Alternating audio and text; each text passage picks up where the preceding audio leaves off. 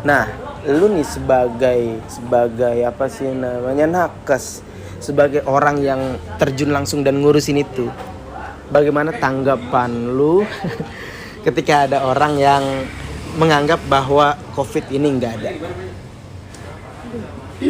Karena gini, karena awalnya ya, ini jangan dicontoh mungkin ya, jangan dicontoh.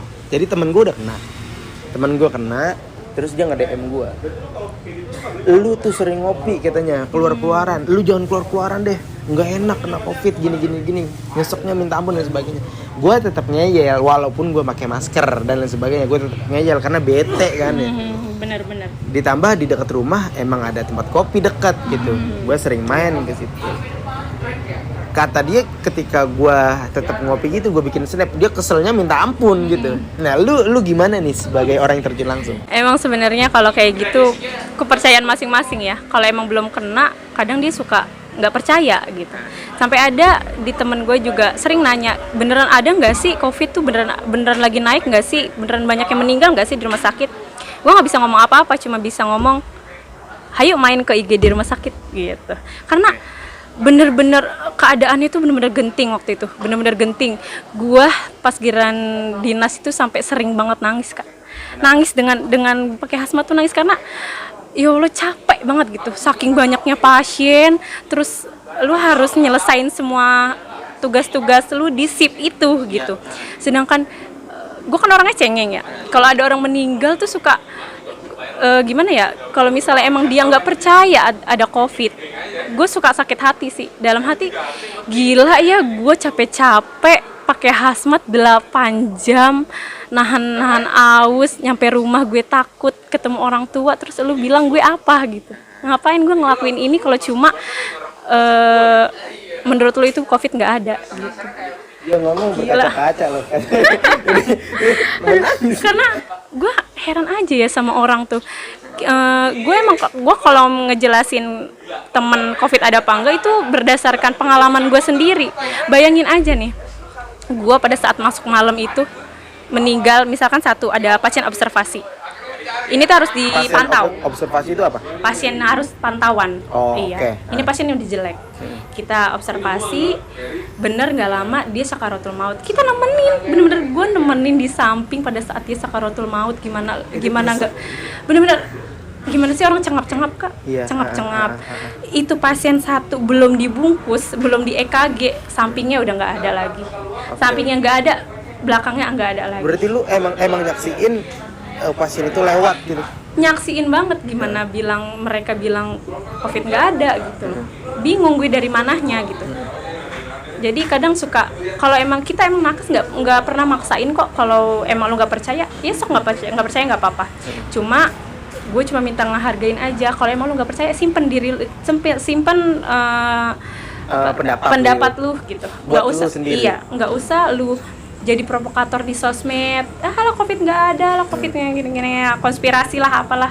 COVID emang ada katanya, tapi nggak separah itu. Iya, COVID nggak separah itu kalau yang kena elu. Okay. Kalau yang kena seumuran elu nggak punya riwayat. Tapi kalau yang kena orang tua atau yang punya riwayat segala macam, COVID itu bahaya banget.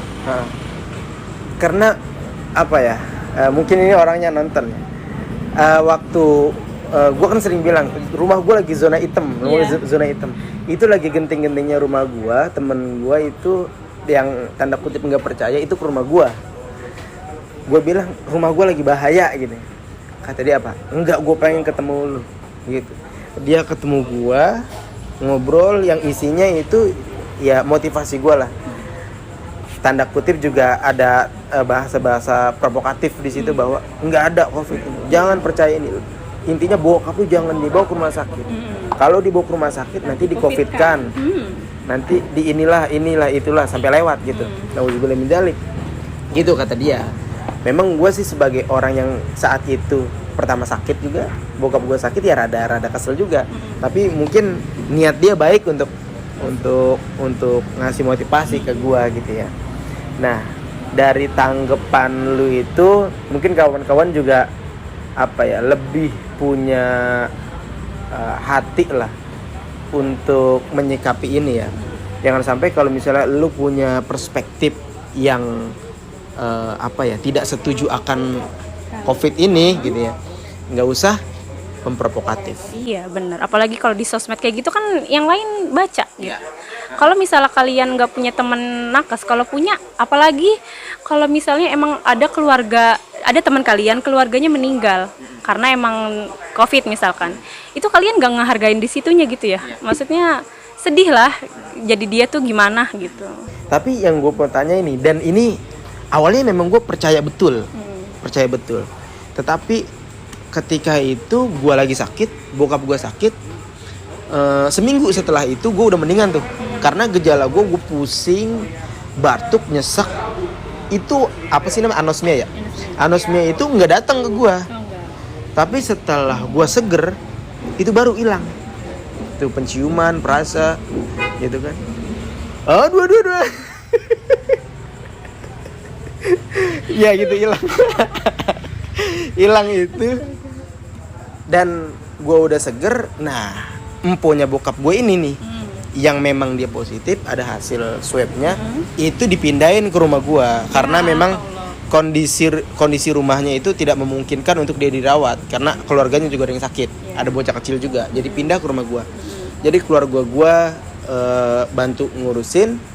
Memang setiap malam itu jam 1, jam setengah 2 itu gue hampir nggak tidur tuh setiap malam. Kenapa? Karena ngeluh, nyesek, Iya. dan ngomongnya itu udah pelan banget. Itu juga, aduh, gue udah ketar-ketir tuh di situ. Dia cuma minta apa, pijitin ini kan, dipijitin. Gue nggak pakai oksigen dan lain sebagainya. Tapi alhamdulillahnya sampai sekarang udah sehat gitu, udah sembuh. Nah ini yang gue rada-rada tanda kutip beranggapan, lain cerita mungkin kalau gue bawa ke rumah sakit, gitu. Mungkin karena kalau di rumah sakit tadi lu bilang penuh, ya kan? Terus mungkin nggak ada support system dari keluarga dan lain sebagainya. Itu ngaruh banget nggak sih? Gitu. Untuk support system itu, karena kan di rumah sakit ya keluarga nggak boleh jenguk, nggak boleh ngelihat dan sebagainya. Gitu. Lu sebagai perawat ketika ada orang yang sakit nih, terus dia memutuskan ini dirawat aja di rumah, lu gimana? Atau emang ada kriterianya? Jadi kalau pasien COVID itu identik kan sesek ya. Jadi kalau misal di rumah sakit itu kadang dokter banyak nih pasien, banyak berjejer, ditanyain satu-satu apa keluhannya. Kalau misalnya dia nggak ada sesek, saturasinya bagus, cuma sekedar batuk, pilek, terus panas, itu langsung disuruh pulang Kak. Pulang masih bisa isoman gitu. Cuma kalau emang udah sesek di bawah 90 itu udah bener-bener nggak boleh pulang gitu. Mungkin tadi kan katanya kalau misalnya emang dibawa ke rumah sakit takutnya itu sih ya nggak ada yang ngurusin. Sebenarnya ada perawat di isolasi. Kalau di IGD emang masih boleh dijenguk, masih boleh dijagain. Cuman kalau udah di ruang isolasi itu emang nggak boleh sama sekali ada yang jagain. Tapi gimana apa ya? Gue nggak bisa ngebayangin. Kayak waktu itu kan sempat viral tuh, pasien ada di atas mobil bak, terus ada di tenda-tenda, pada ngampar gitu. Itu gimana kita dibawa ke rumah sakit aja kayak gitu. Gitu makanya waktu itu keluarga mutusin udah di rumah aja deh. Gitu. Kalaupun nauzubillah menjalik lewat, artinya udah diurusin. Tapi mungkin kalau gue pikir panjang lagi itu bahaya. Karena apa? Kita nggak tahu dia ini bener positif atau enggak. Terus kita ngurusin nanti misalnya kena ke kita. Kalau misalnya nauzubillah menjalik lewat, terus ada orang yang nyelawat, ya kan itu nggak dibungkus dan sebagainya. Gitu ya. Gitu teman-teman. Jadi mending kalau misalnya emang tergantung, kalau misalnya emang udah ngerasain sesek, kalau emang di rumah nggak ada oksigen atau alat-alat medis lainnya, mending dibawa. Terus tadi kan katanya kalau di rumah sakit takutnya lewat karena nggak ada support system ya. Sebenarnya emang nggak ada support system, cuma seenggaknya ada tindakan medis yang dilakukan ke pasien gitu. Dan banyaknya yang pasien meninggal saat COVID kemarin itu kan emang banyak ya di tenda tuh banyak. Mungkin kalau menurut gue mereka itu cemas, gimana ya?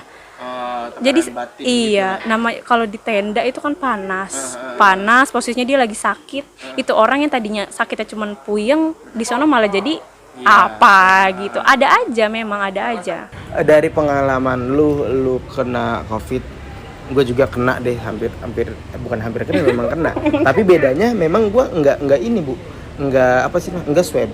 Oh iya. Ya, makanya orang bilang dari mana lu tahu lu kena gitu. Karena gue baca-baca kan gejala-gejala dan sebagainya itu emang udah mengarah ke situ, emang sama banget kan. Itu. Nah hikmahnya yang lu dapet itu apa? Hikmah dari gue kena. Ya. Ya lebih menghargai diri sendiri sih. Jadi kayak nggak bisa maksain lu tuh, badan lu tuh butuh istirahat. Kalau selama sebelum gue kena tuh capek terus, abis pulang dinas diajak main sana sini terus, pulang dinas disuruh infus sana sini, hayu selagi bisa. Cuma sekarang lebih ngebatasin kayak lu tuh butuh istirahat, lu tuh butuh istirahat. Jadi lu harus pintar ngatur waktu biar lu tuh sehat terus gitu. Kalau lu sehat semuanya lancar, lu ngurusin pasien enak, ngurusin keluarga enak gitu. Lebih menghargai hidup juga sih ya. Lebih menghargai hidup. Kalau gue salah satu hikmah yang kena banget gitu buat gue, itu gue ngerasa apa ya namanya, gue jadi tahu mana temen gue mana bukan. Iya benar. Iya, itu gue ngerasa banget di saat gue lagi tuh down. Bayangin, gue kan cerita kalau lu ya, itu jam 2:30 gue lagi tepar, bokap gue di situ puyengnya minta ampun kata dia. Gue dibangunin, memang gue kan tidur sebelahan berdua tuh. Gue dibangunin minta beliin susu beruang. Itu gue lagi tepar, itu gila. Gue minta tolong sama siapa jam segitu. Ada gue keluar sendiri, bodo amat lah. Itu mungkin ya entah salah atau bener ya. Gue keluar, akhirnya itu ketemu lah. Walaupun harganya naik banget. Iya banget. Kok bisa gitu ya? Udah jarang juga ya. Iya jarang, gue nggak tahu deh itu. Itu mungkin gue ngelihat mana teman mana bukan itu di situ. Mana yang nganggep gue hanya teman kerja, hanya ya cuman sebatas temen nongkrong gitu ketika gue lagi pengen hahaha gitu. Mana yang bener-bener temen gue? Yang bener-bener temen gue itu gila, hampir tiap hari. Gimana kondisi lu bro? Gimana kondisi lu bro? Lu butuh makanan apa bro? Dikirimin dan lain sebagainya. Yang gue miris, teman yang sering gue ajak ngopi itu nggak ada. Di saat itu nggak ada. Sian banget. Itu parah gitu. Jadi emang banyak banget sih hikmahnya. Banyak, lebih sabar juga ya. Bayangin aja kita 14 hari dikurung, nggak boleh keluar, itu kan ngelatih kesabaran. Apalagi kemarin Idul Adha. Iya, itu tahu, itu malamnya. Untung ya punya temen tuh baik banget ya. Jadi temen gue kan ada yang rumah di Babelan.